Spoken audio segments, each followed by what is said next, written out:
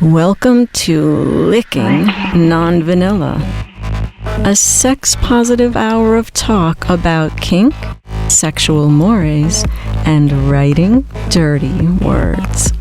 So grab a cup of cocoa, your favorite easy chair, and the lube as we go sailing into the dark, sweet waters of all things naughty on Licking Non-Vanilla with your hosts Ralph Greco Jr.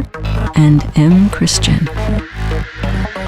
Hey kids, once again you have reached Licking Non-Vanilla, the Metaverse. And we'll get into that today, Chris. We'll talk about the Metaverse.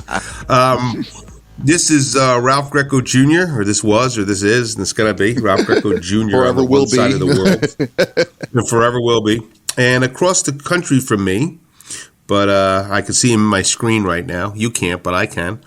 And always very close to my heart is M. Aww. Christian. Hello, Chris. Hey, Ralphie, how you doing? I'm doing good.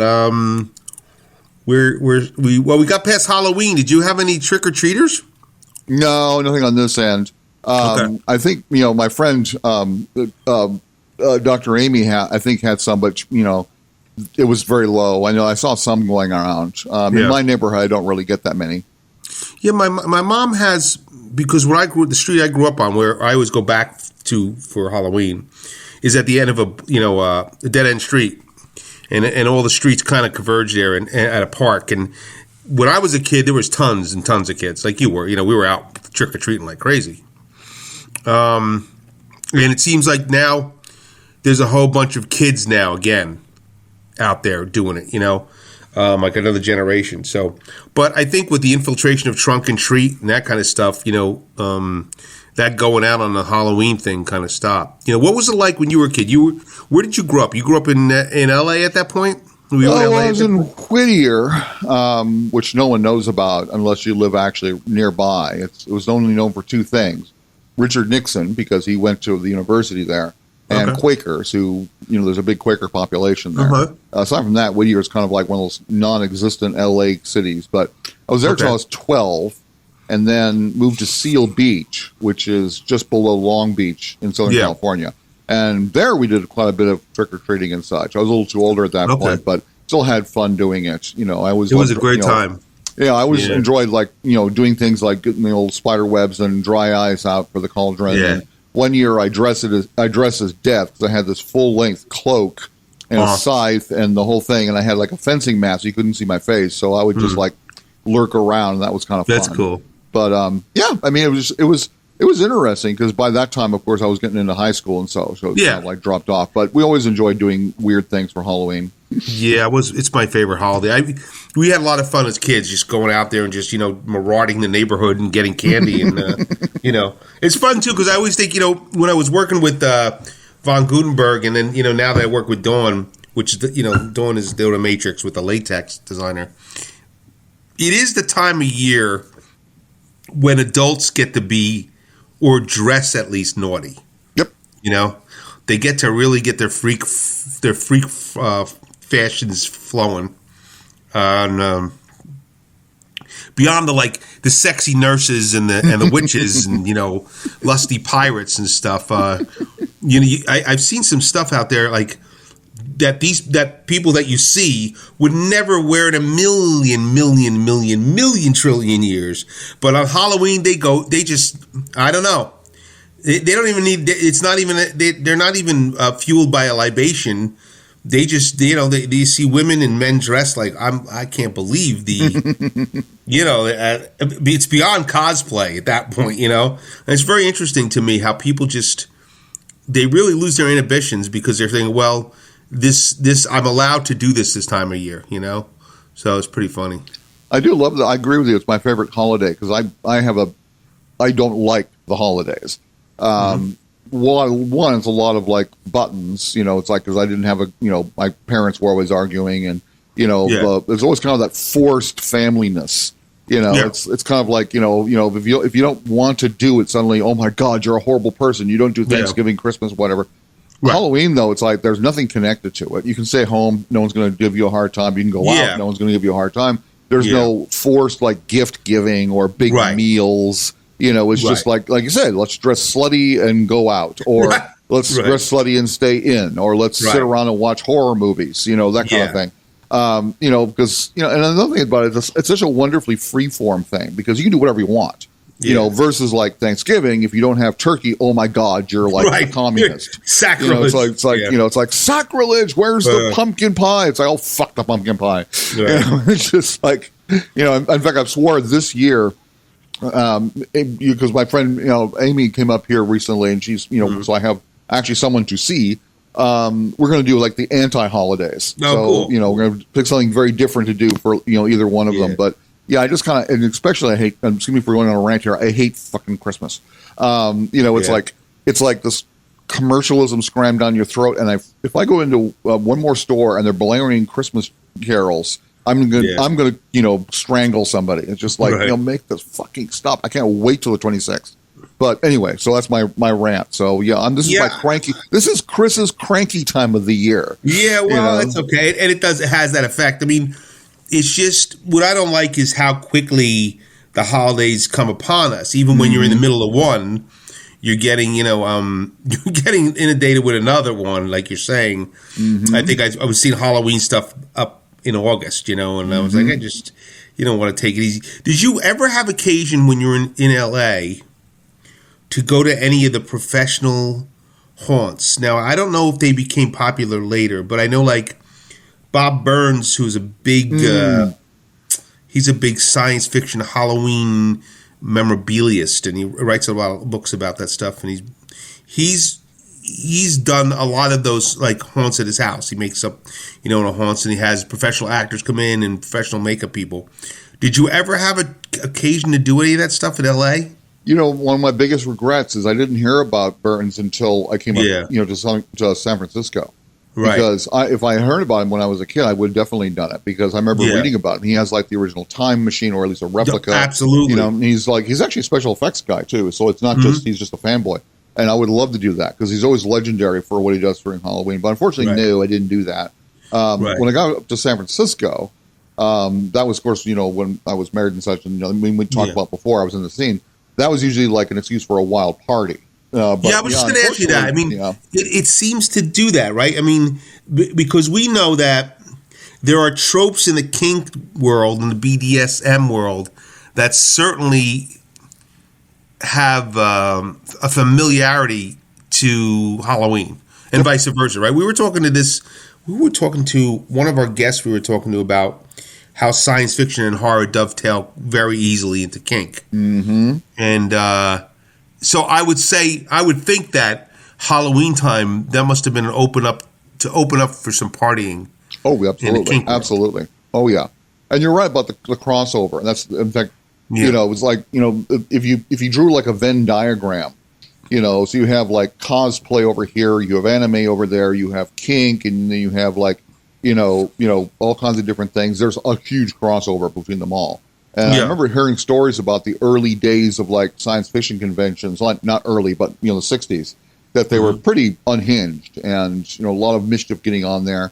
And the same thing I remember the Ren Fair, because that's one thing I used to do very early on, because the Renaissance Fair started, I guess, in I'm not too sure. I've actually heard someone told me it started in the Midwest, but I always heard it started in Southern California, because I went to the early ones. I was like maybe again like 12 and 13, and the stories that everyone was told is like after the guests leave, it turns into pretty much a bacchanalian festival, So I never got a chance to take advantage of that, but I always loved that it actually did that. But just like the kink scene definitely loves Halloween. I've definitely had gone to more than my fair share, and even put on a couple of parties, which is actually relatively easy to do. I think it's probably like we said before, because there could be if you're in the scene, it's one thing, but there maybe you could hook up with a guest or bring somebody, or somebody's going to come that maybe normally wouldn't do it, but given that it's the 30th or 31st, and the person can dress in leather without any shame, or jod hoppers or whatever it happens to be, and they can get in there and kind of like look around and maybe play even where they normally wouldn't, because it's they're kind of have like they're allowed to because of what holiday it is, kind of speaks to like, well, we're all dressed this way anyway. So if you take off another article of clothing and you let somebody spank you, what's the big deal? Because that's the time. You see it in the mainstream all the time. When Halloween opens up, people just, and people like you and I who like have seen the scene, on a March evening, not anywhere Halloween, we usually, you can step back and go, okay, well, I can understand where this is coming from because people feel they have a little bit of leeway at the moment, Absolutely. I mean, my biggest problem, I think, with kink and Halloween is that it kind of brings the amateurs out sometimes. Well, that can be a problem because I remember. Again, in San Francisco, we used to go to the Castro Street Fair, and it was, frankly, not all that great because people would just bus in, from the outlying areas, get drunk, and be obnoxious. Yeah. And it was just like a nightmare. In fact, they actually canceled, Castro Halloween for a number of years because it got too rowdy. And frankly, I find the crowd at, the Pride Parade much better. So the Castro Street Fair, was that connected to Halloween, or was that just the street? Oh, see, I didn't know that. See, now what Chris is talking about is it's an infamous. There's a couple of street fairs that happen in San Francisco. One of them, the Castro Street Fair. There's another one too. Isn't there another one that happens? Well, there's San Francisco's known for this. I mean, for the longest time, there was like the big one, of course, is Pride. Which is and Pride happens across the country. Yeah, and Pride was absolutely wonderful. I was there once again back in the '90s or so, and it was fantastic. In fact, it was at that time the largest Pride parade in the world. Though those jerks over in Sydney, Australia, beat us, shortly afterwards. So screw the Australians. Pride is a gay celebration. Yep. So that and San Francisco was known for in New York. Yep. But Castro, the street fair that's different than Folsom Street Fair. Yeah, Castro Fair is usually more like a little festive thing. It's not really all that huge and uproarious. It's mostly just like a street fair. The big one, of course, is Folsom Street, which I understand now is up to like 50,000 people. And Folsom is full on kink. Have you been to Folsom? I can't remember, Ralphie. Have you been? No, the only thing when I was out there for Why Not, when we met the first year, Why Not dovetailed with on that Sunday was Pride. Right. So I did go to Pride because I was staying later on the Monday or whatever. So I had never seen Pride in Frisco, which was great. But it's fantastic. I've never been to Folsom or Castro. Now Castro. So you said Castro is in connection with Halloween? No, actually they're kind of separate. So like the Castro Fair is just like a regular street fair, but for the longest time, once again, someone out there is probably listening to us going, no, it was this year. Please let us know in the comments and let us know because my memory is pretty fuzzy. I'm pretty sure I danced with Ginger Rogers, but I'm not too sure. It's that kind of fuzzy where I'm not too sure what's real anymore. You reach a certain age, you can't tell the difference. Anyway, for the longest time, for Halloween, the whole area around Castro turned into a huge street party. The only problem, like I said, is that it was less the people who lived there and more people who came from, all out of the way places like, Mountain View and so forth just to get drunk. And it got so uproarious that they actually canceled it for a number of years. So that was kind of like, and frankly, I can see why, because again, it's like, I love a good street fair, but this was like, amateur hour again. A lot of people who shouldn't be out drinking and acting jerkily. Same kind of thing. I went to the exotic ball a couple of times, and then, well, I don't want to like dish people who enjoy it. When my partner and I at the time just really didn't like it because once again, people didn't know how to act. Yeah. So people were getting kind of like grabby and irresponsible and drinking too much, and coming from the scene where there's things you do and don't do. It was kind of jarring, but I still enjoyed like Pride is wonderful, and right. Well, that is the problem. The problem is that, and I don't care what you're into, if you're new to it and or a novice, or you're delving in it for the evening, you don't maybe know the rules. You don't exactly know. And like Chris is saying, in a lot of the kink situations, we've seen these too. Like at kink conventions, people who are new to it have to take stutter steps and go slow because you don't exactly know what's cool and what's not. I mean, it always err on the side of being polite, but exactly. But the Folsom Street Fair, though, that's a completely different animal, right? That's complete BDSM. Oh right? yeah. Oh yeah. Yeah. I'm so sorry you never got to go. I would say go now, but San Francisco's changed so much since I've left that it's no longer really the same place, which is really sad. Yeah. But in its heyday, it was mind blowing because at the Castro Street Fair, Castro Halloween things. There really isn't anybody not necessarily in charge, but there's no community who's sort of like doing it the whole thing. If you go to Folsom Street, you're in this world. Right. And so, you can act like a jerk, but you're going to get yourself tossed out by a 6-foot tall drag queen, in stiletto heels and a strap on. So it's like, you've got to behave yourself. And it's so funny to see people who've like wandered in, and their reactions, because suddenly they realize, one, they don't know what they're getting themselves into. And two, it's like, holy crap, there are more of them than there are of me. Right. It's just like, I literally have seen people like, huge hunking, lovely people, escorting people out of the thing, because if you act up, that's going to get you there. But at the same time, it was really, I love it. It's always outrageous. The only thing I recommend if you go to Folsom is go early. So if you show up at like 1 o'clock, it gets so packed. We're talking 50,000 people in like, I don't know what, maybe a 12-block range. Right. So it's like, there's a huge number of people in there, and it gets hot, because that's the tradition, is they always seem to hold Folsom on the hottest day of the year, which goes really well with leather and latex outfits. Yeah, right. And such. Yeah, you start sweat. I mean, so Folsom happens literally on Folsom Street. Yep. Well, it's actually it's on Folsom Street, and it changes. I mean, I haven't been there for like 20 years, but usually it's from like one end to the other along Folsom Street. And I'm not sure that's changed now, because of course the city's completely changed. But there used to be like, there used to be a couple of like, there's Wicked Grounds, which is a kinky coffee shop, which we've been to. We've been there, right? Yep. Yeah. And there used to be Stormy Leather, but that's moved. But there's also like Mr. S is right there. So it's kind of like a little leather, BDSM, neighborhood. And it was just outrageous. I mean, they just blocked the whole thing off, and they asked for like a donation, which is like a couple bucks. And there's usually like bands, and there's public displays, and there's toys galore. Oh, it's just outrageous. It really is. Back when I was, back when I belonged to someone, we went a couple of times, and it was particularly outrageous. But it's really like a very wonderful experience if you can get a chance to do it.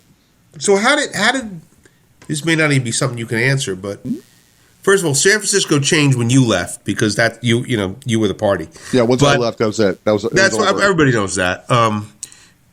But why Folsom Street? Why that location? Is it because there was a store there that everything that bounced out of, or what do you know why Folsom Street? I'm pretty sure it was because of that. In its heyday, because one store begot another, and all of a sudden you had like 4 leather places. I'm pretty sure. I mean, I'm not too sure. Someone out there once again is probably yelling at me saying, "No, it was this." But when I first started to go there, it was definitely because it was like that little cluster of all these little BDSM shops. Yeah. And there's even a couple up near Castro, but those kind of meandered down. And I can't remember when I was down there if Mr. S was the big grand thing it is now, but I know there was like Image Leather was there and a bunch of other ones. And I think it just sort of became like a neighborhood that was sleepy enough, because not a lot of people actually resided in Soma. Now that's completely changed. So it was sort of like, no one minded if they turned it into a street fair. I still remember like putting together like the Society Janus booth and so forth, but it's just exploded since then. But it's still a really wonderful time, and I have to say it's really, if you're into anything kink, you should definitely put it on your bucket list. Because even though the city has changed, I think that hasn't changed. I know a lot of people go in, just to attend. Yeah, that is the preeminent event. And let me tell everybody they're listening to Licking Non-Vanilla with co-hosts Ralph Greco Jr. and M. Christian. So everybody knows where they are at the moment. So, Chris, did you hear this thing about, and I don't know how much of a devotee you are, and I don't think you are much anymore, of the Book of Face, but so he's Mark Zuckerberg's, there you go. Mark Zuckerberg's going to change the name to Meta, and kind of get into a metaverse thing. I mean, what do we know about this, and how bizarre is this, and how dangerous, and how is it going to change our lives? Probably not at all, because I'm not on Facebook. I've never. I mean, not to sound like I'm a get my nose in the air and saying something. Oh no, you're not a social media person. No, I'm frankly not really. I'm on a couple of things. Like you're not on Twitter, and I've been on Twitter, and I use Instagram, which is owned by Facebook, and a little bit of Pinterest. Just because it's a place to put pictures. So I'm not really a social media engaging person, but I've never liked Facebook for a lot of reasons. One, Zuckerberg's a creep. I mean, he's just, this whole whistleblower report that just came out just makes me want to wish him into the cornfield. I mean, just the despicable things they've done, and turn the blind eye to things like its negative effect of like Instagram and Facebook on, young people and so forth. And just like, and the fact that he's been scummy about, not blocking hate speech and climate, misinformation and COVID misinformation. They just let it go rampant and haven't done anything to try and do it. And then they turn around and make this bizarre announcement that they're rebranding, which is like, you just got called out in front of, I think it was front Congress, for these deplorable actions, and you're going to change your name. It's like, what the fuck? Yeah.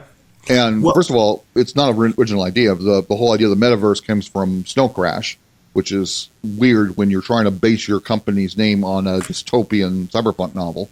And it's supposed to be kind of like this, everyone come together virtual reality kind of thing. Normally I'd be thrilled because I'm such a geek. I would think, someone. Yeah, well, you're definitely a futurist, Yeah, exactly. I would love to do this. But if Facebook's connected to it, screw that. I'm getting nowhere near it. Yeah. Because one thing, they're really reckless with their information gathering, and two, considering how badly Facebook is, I mean, if you've ever used it, it's horribly kludgy. It's you can't do anything easily, and I just really, it just leaves me an icky feeling. But yeah, I mean, I really wish someone would do this with a responsible air. Something that something that would actually be from the people for the people, instead of being this megalithic corporation that is bizarre to say the least. But I wish it was something I would have done. The only reason, frankly, I still have a Facebook account is I post every once in a while, and I do have a couple people. The only way I can reach them is on Facebook, which is annoying. But because someday I'd like to buy an Oculus Quest, it's not huge on my list of things to do, but it's owned by Facebook, and you can't have an Oculus Quest without a Facebook account. Oh, okay. So that's the reason I haven't canceled mine. So I'm a bit of a hypocrite, but that's the only reason why I still have it. Yeah, it's just, I mean, I because I'm not into social media to begin with, I don't understand the whole fascination with, logging into a world, a meta existence. But I certainly can understand if you're a gamer, or I can even understand this is something you like to do every couple nights or whatever. But what I fear is, and I wonder, and I mean, I don't fear it because it doesn't really affect me, but will there be people, if this thing comes off and fly, will there be people that only deal with the world that way? Oh, there already is. I mean, a lot of people get pretty much all of their experiences, through things like social media. True.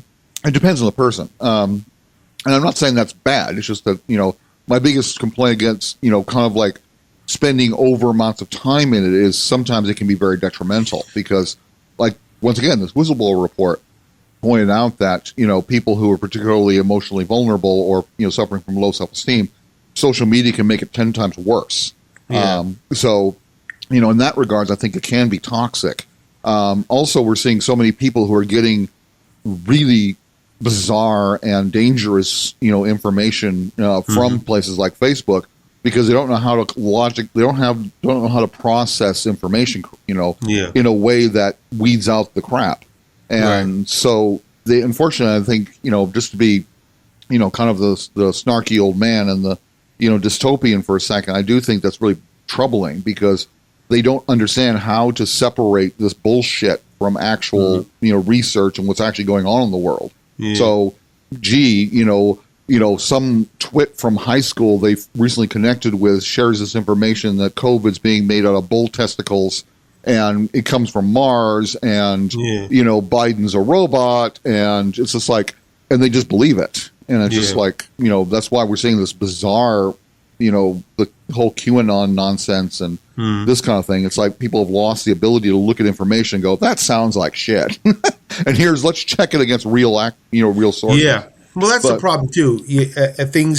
Things have it's a level playing field. Like that theory is just as possible as this theory in that world, and it doesn't mean it is. It's just you get it, and then of course the information is traveling much quicker, and then we're staying. And I mean, I guess if you stayed in that world, that's your world. Nobody used to say that isn't a legitimate world. I mean, I often have to catch myself because I think it's silly. I'm like, well, that's just silly to do that and be there. But then again, like, if that's your world, man, that's okay. That's fine. Oh, like I said, you can have fantasy for whatever you want. It's just when you decide to go to school board meetings and, rave about critical race theory, which isn't a thing. It's just, that's the dangerous part. I mean, once again, you can believe what you want. Is when you act on it that gets dangerous. And these days, considering that we have so much information out there, misinformation about climate change and so much disinformation about COVID, it's dangerous. We have people who are putting not just themselves, but their children and everybody around them at risk by not getting vaccinated, by not wearing a mask, because of some misinformation they read somewhere. And it's really pretty scary because it's kind of hard to walk people back from that viewpoint, because if you throw information at them, they just say you're biased or it's fake news or something, when they're the ones out there believing again in space robots and semen from another dimension or something, but it gets pretty scary. I mean, I have to say that's one of the few things that really kind of scares me. It's one thing you can argue with someone, if you say, here's my facts, and they come forward with their evidence, and you can check the evidence and so forth and go, oh my God, this is actually wrong, which is how science operates. And then you've got people out there who are basing their entire worldviews on Facebook posts. Yeah.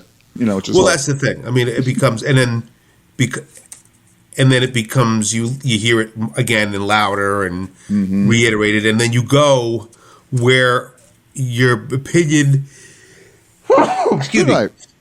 You go where your opinion is just reiterated. And you see that on each side of the aisle. You see that with everybody wanting to find the ground that makes them comfortable, which makes perfect sense, that you gravitate towards that which makes you comfortable and you're like-minded. So, but that's how we get along, It's just when I had heard about this thing, I'm thinking, well, I guess there are going to be people that just take that deeper dive into the world of, like you're saying, there's some people that this is their world as it is now, I do think, but as you well know, and anybody who's ever read science fiction knows, all this stuff has been predicted for years by the greatest writers we know.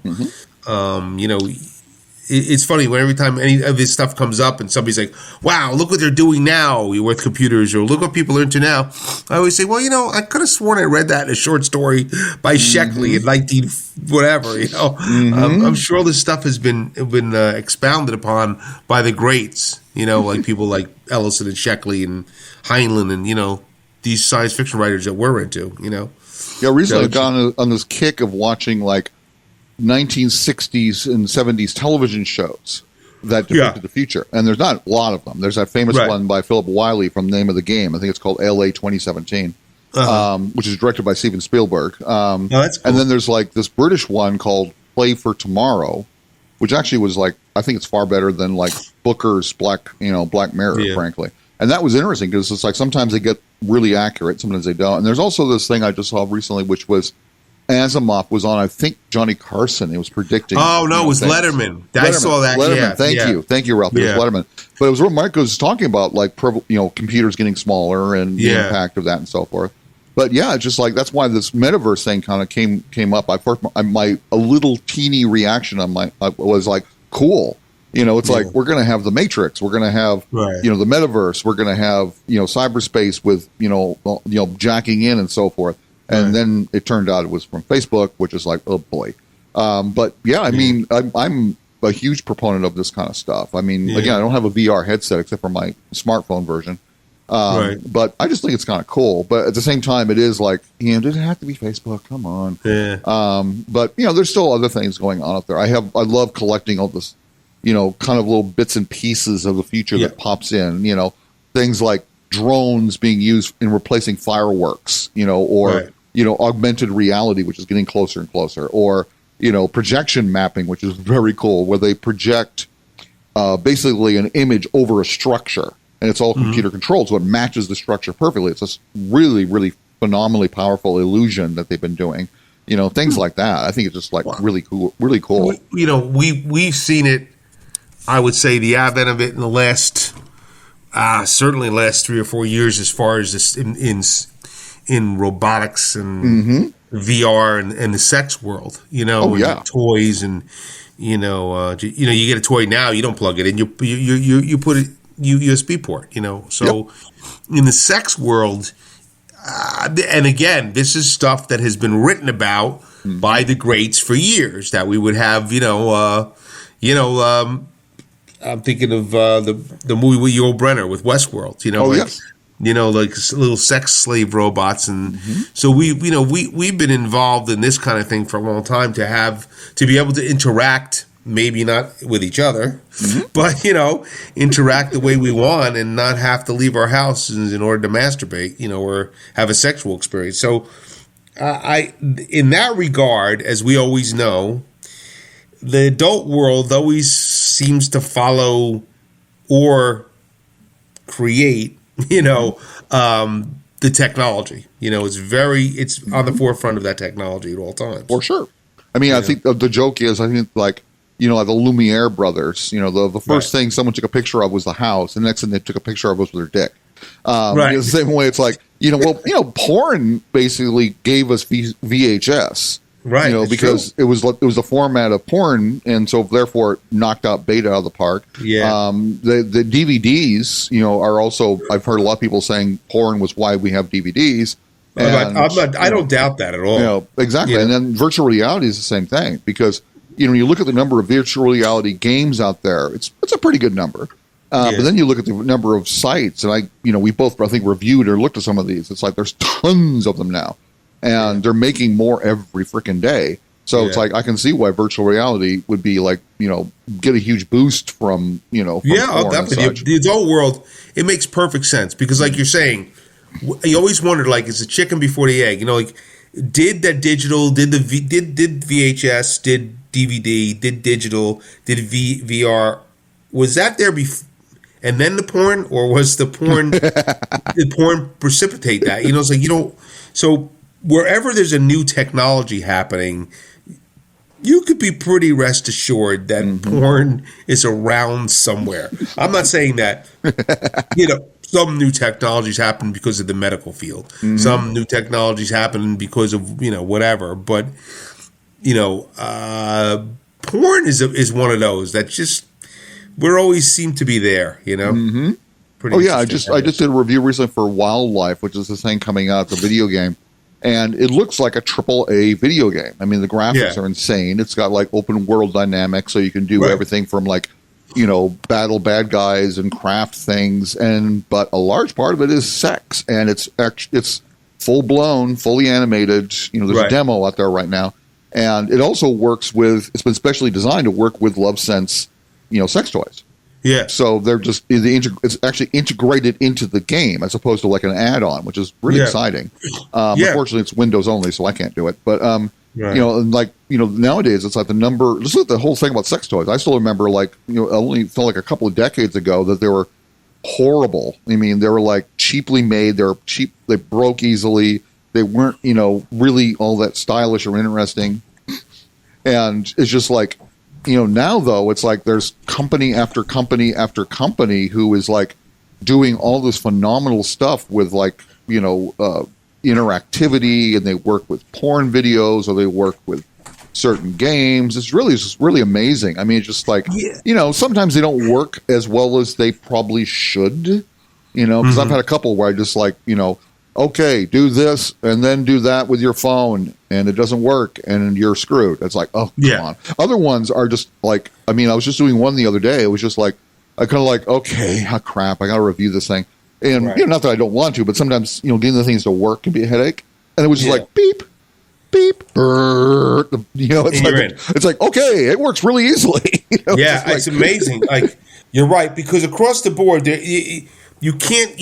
And that's the thing too. What Chris was saying is we both review some toys, and you can't know what you're getting into until you get in your hands and you try to plug it in. You see what's happening, and whether it works, whether it's good, whether it's enjoyable. But a lot of times you do get something you're like, I don't even know how to negotiate this. And other times you get other things you're like, wow, this thing is so easy. I cannot believe how easy this is. And it has nothing to do with the kind of toy it is. It has nothing to do with what it does. It's just one of those things you don't know until you try it out. So but in the world of all this digital technology and the advent of what else we could do with it, in the virtual reality and the haptic technology where you plug in and it follows prompts, all that stuff. I mean, it seems to be every time I like sit back and go, oh, this is endless. There's something else that comes up, and I'm like, what? This is amazing. I can't believe. And then something else, you're like, I can't believe they thought of this. I can't believe it's going here. It's just kind of weird. It's amazing. I mean, I have to say that I don't know if you've ever had any bad toys. There's only one I can think of that I didn't like, but everything else, I think that what they're doing is amazing. I mean, it's really something. It really is. Really insane what they're doing. I mean, they're packing so much into these things, and sometimes they're seriously small. I mean, if you told someone, here's a toy that is got like 2 motors as opposed to just one, and then it has like a separate remote, and it works with smartphones or a desktop computer. And you can do things like link it to other sex toys, so what happens to one happens to the other, or you can have someone else control it remotely, or you can have it work with special porn videos. So what happens in the porn video, the toy responds, or it works with virtual reality, and it's like this. It's the size of your several fingers. Yeah, it's mind blowing. It's really something. I mean, and I guess I think what happened was we know.